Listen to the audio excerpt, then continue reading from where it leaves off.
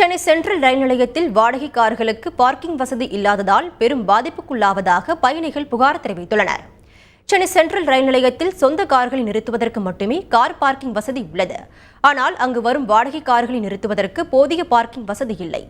மேலும் அப்பகுதியில் metro rail பணிகள் நடைபெற்று வருவதால் சென்ட்ரல் ரயில் நிலையத்திற்கு வரும் வாடகை கார்கள் சாலையிலேயே நிறுத்தப்படுகின்றன. இதனால் கார்களில் இருந்து இறங்கி பயணிகள் நடந்து செல்வதால் ரயில்களை தவறவிடுவதாகவும் வருத்தம் தெரிவித்துள்ளனர்.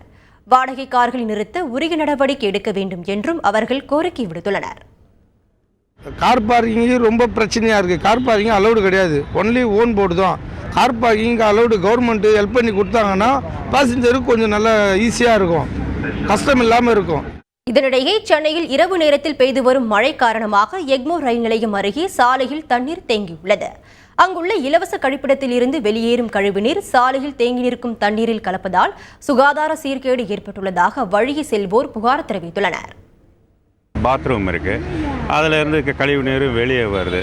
இதனால் இந்த தேங்கி இருக்க தண்ணியோட இதுவும் சேர்ந்து கலக்கிறதுனால சுகாதார கேடுகள் அந்த மாதிரி நிறைய நடக்கிறதுக்கு வாய்ப்புகள் நிறைய இருக்குது.